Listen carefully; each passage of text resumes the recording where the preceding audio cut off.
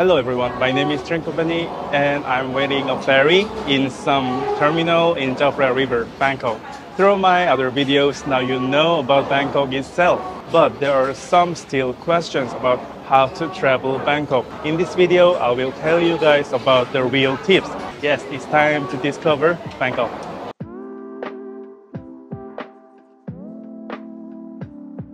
Bangkok can be divided into three main seasons.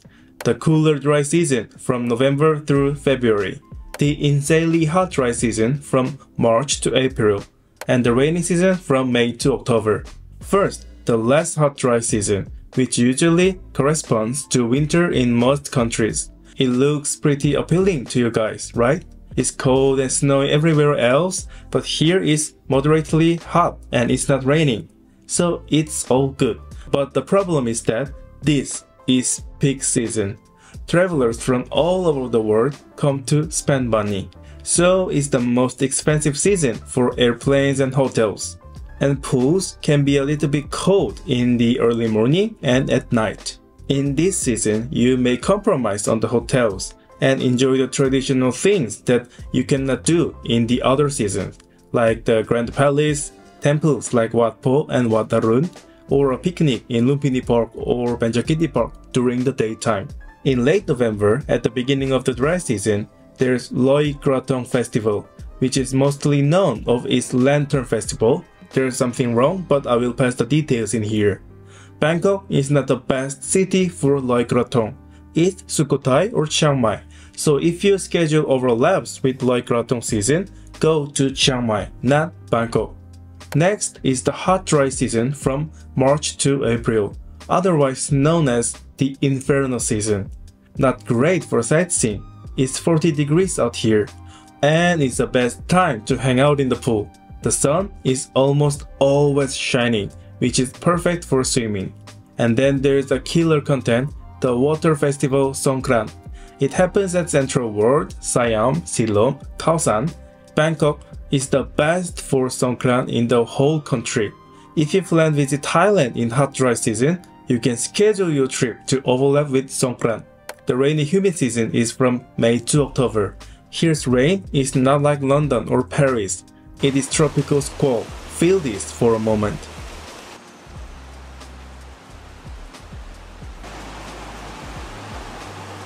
So this season is the biggest challenge for tourists. When it's full of water, it is hard to walk at all. But it's also a pretty good time for a hotel vacationer. Just lay back in your hotel bed or sunbed and enjoy your time. Luxury hotels are not very expensive in this season. And you can visit a mall or spa too. They are indoor.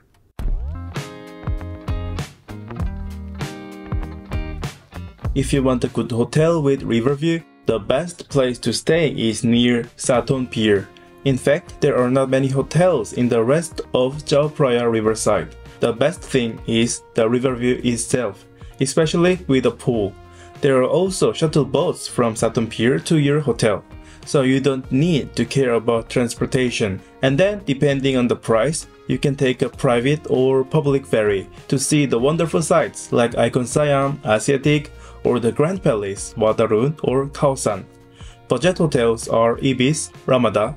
Mid-range hotels are Avani, Hilton, and Shangri-La. Luxuries are Four Seasons, Capella, Mandarin Oriental, Peninsula. A tiny downside, you may give up Sukhumvit neighborhoods like Asok, Promphong, and Thonglo. It's too far away and it's hassle to get from the hotel and back to the Sathon Pier. And the airport airway is far away too. But I would recommend here for traditional tourists. If you're looking for a modest vacation with a slightly more relaxed atmosphere, I recommend the premium hotels scattered southwest of Lumpini Park. Most of them are in $200 to $300 range and not too luxurious. W, Banyan Tree, Pulmonji, Marriott Surawangse, Le Méridien, so it is hard to describe what they have in common because the views are so different depending on the location, but they are pretty good if you don't want to be too touristy. Langson area, north of Lumpini Park, is known as the best vacation area after Sathon Pier. There's a lot of luxury hotels here too. Anantara, St. Regis, World of Astoria, Athens luxury collection, they are classic, and ambitious newcomers like Rosewood, Kempeski Sindon, and Kimpton Marai. This location is better than Saturn in terms of city tours and transportation because Siam and Asok are both close. But it's quite inconvenient to get to the Grand Palace and Khao from here. The only way to get there is by bus. So I've been to Bangkok before. I don't need the Grand Palace and Khao. I'm gonna go to the cafes and restaurants on Sukhumvit or Siam. Then Lang Son area is a good option for you. But it's a little bit expensive than south of Lumpini, usually in $200 to $400 range. I don't care about the riverfront. I will just do a city tour. Transportation is important to me, and I don't want too much luxury. Then I recommend the Sukhumvit area. It's a bit west-east long street, so each neighborhood on Sukhumvit area have different vibes. Nana is a big sexual district. End of the story. There are Novotel, EVs, JW Marriott, but the district is too much sexual. If that's what you want, go there. If not, skip here. Asok is the main transportation hub and nightlife area either. There are a lot of working girls on the street from Nana, and there's a street called Soy Cowboy right in front of the station. But more than that, metros are so good. MRT line takes you to the Grand Palace, Wat Pho, and Jat Fair Market. BTS goes to Siam, Thonglo, and Satun Pier. And the airport railroad is just one stop away. These are all important points of Bangkok travel. So if you will stay in Asok, you should be aware working girls on the street. There are also a lot of people who bring working girls to their hotels too. Some of the most popular hotels are Solaria Nishitats, Sheraton Grand Sukhumvit, Sofitel, Westin, Radisson Blu, Hyatt Regency. But there are many cheaper options outside of these brands. Another stop away, BTS from Phong Station. There are 3 M series malls, so you can easily hang out. There's also Benchakiti Park, Hilton, Hyatt Place, Holiday Inn, Marriott Parkis, Doubletree by Hilton, Mercure. It's great area for a value vacation. Not too luxurious, but affordable. The risk here is twofold. The first is that it's one stop to Asok, and it's Bangkok. It's a long walk and it's hot, which means it's a bit of hassle to get on an MRT. And if you want to take the airport railroad, even it's a short distance, but you have to take BTS, then MRT, 2 transfers. And there's also a lot of sexualized massage parlors. This is the way to Doubletree by Hilton Hotel. There are not many working girls on the street like Nana, but this is the atmosphere. Then Thonglo with good cafes, bars, clubs, so the quality of hotels is good. There's Marriott, Nikko, Intercontinental, Staybridge, and others near the station. The good thing is that the area itself is pretty normal compared to Phrom Phong, Asok, and Nana. And the shops along the sidewalks are charming. Community mall like the Commons, and cafes, nightclubs, and there's Octave Rooftop above the Marriott Hotel. And there's Tichuca Rooftop next door too. And downside, it's a bit far from the usual tourist destinations. Khao, Icon Siam, King Power Mahanakhon, everywhere. And the main street of Thonglo is a bit far from the station. You have to take a motorcycle or taxi to get there. If you want to focus on fancy cafes, brunches, and nightlife, staying in Thonglo is good for you. Lastly, Khao Road. For outgoing backpackers in their early 20s, maybe here is their destination. But for the more general traveler, unless you like, I'm going to eat, drink till die in Khao, I wouldn't recommend here. First of all, this place is so out of the way. Of course, there's a Grand Palace and Wat Pho nearby, but other than that, it's just convenient. It's hard to get in and hard to get out. Other important areas are too much far from here. And the quality of the accommodation is not good and noisy. If you want to enjoy modern Bangkok, stay in other areas and just visit Khao.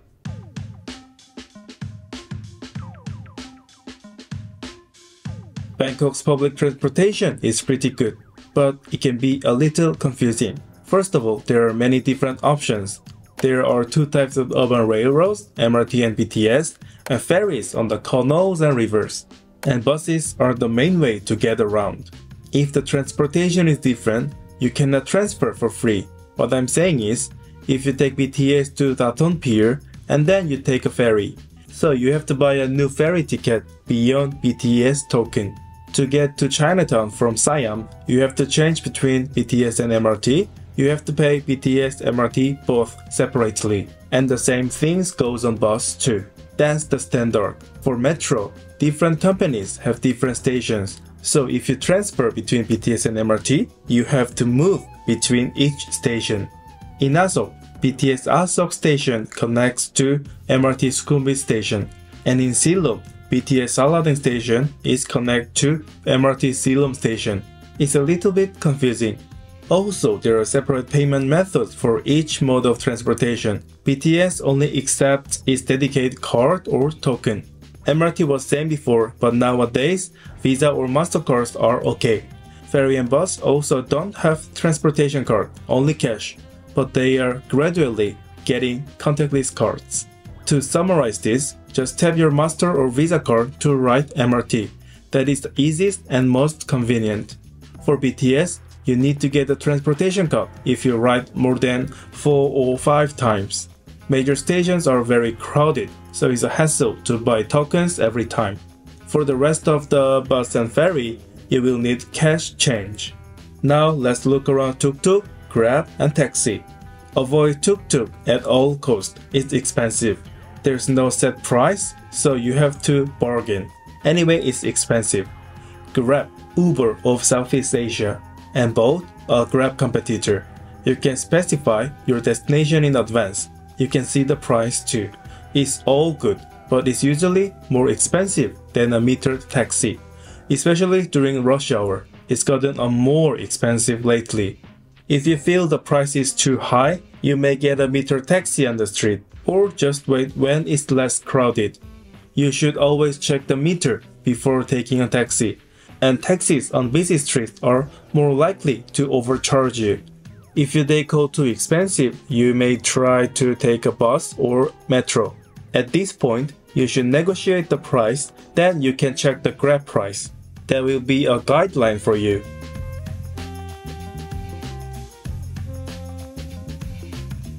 There are 3 main methods to pay while traveling in Bangkok: card, cash, QR code.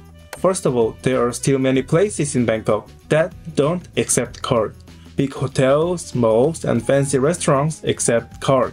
But there are many local restaurants and cafes that doesn't take credit cards. It's very different from Western Europe and Australia.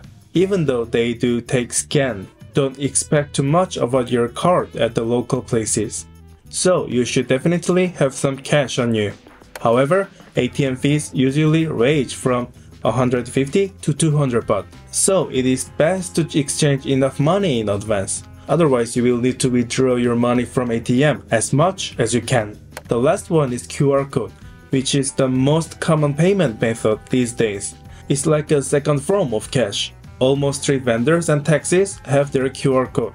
Local people scan it with True Money or their local banks. Even in South Korea and Singapore, it's more common now. It depends on your country or bank. If you're from US, Europe, or Australia, you probably cannot use QR code. Morning is still not crowded time and most energized too, so you have to do the main part of the day during morning time. You can visit the Grand Palace, Wat Pho, and Wadarun around 9 AM. You can visit lots of markets too, like Chatuchak Weekend Market, or taking a class, whatever. Do something that's the centerpiece of the day. Afternoon is the hottest time of the day, and actually there's not much thing to do. It's good to recharge a little bit. Keep your energy from extreme night. If you're staying at a nice hotel with a pool, you can swim, or just take a nap. If you don't want to back to your hotel, you can go to the mall and get a coffee. You can have picnic in the park in winter dry season, or a massage for 1 hour or 2. You have to go to rooftop or observation deck at 5 PM. People think they go there for the night view, but the best time to go up to the rooftop is before sunset, because you get 3 different views: the daytime before sunset, and then the nighttime after dark, the twilight hours in between. If you go late at night, the view is pretty for your eye. But it doesn't look so pretty in pictures. It is too dark.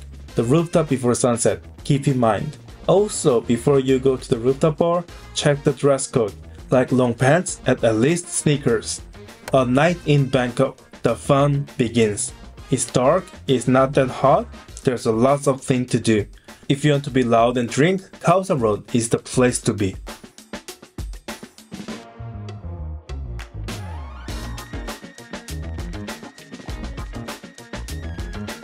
If you like colorful neon signs and decent street food, head to Chinatown of Yawalat.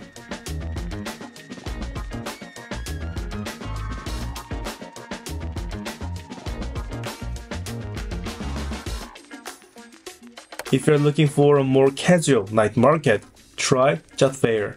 In fact, there are lots of night markets in Bangkok, but I think Jat Fair is the best place for a casual tourist. If you want to go clubbing, you have two options. First, there's RCA, which is near to Jat Fair. It's a big club street. Next is Thong Lo, which has few clubs with bars and pubs too. Let's look around what you learned today. The quick summary of essential tips to travel Bangkok.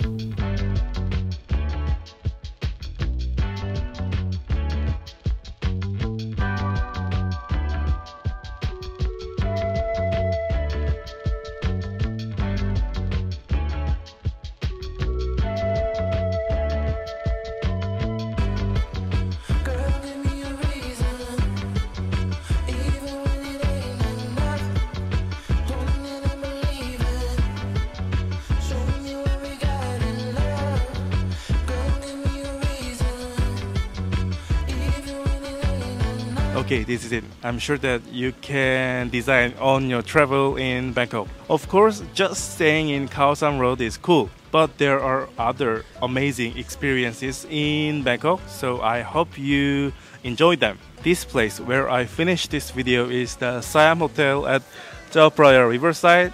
It's beautiful. And thank you for watching this long video, and thank you again.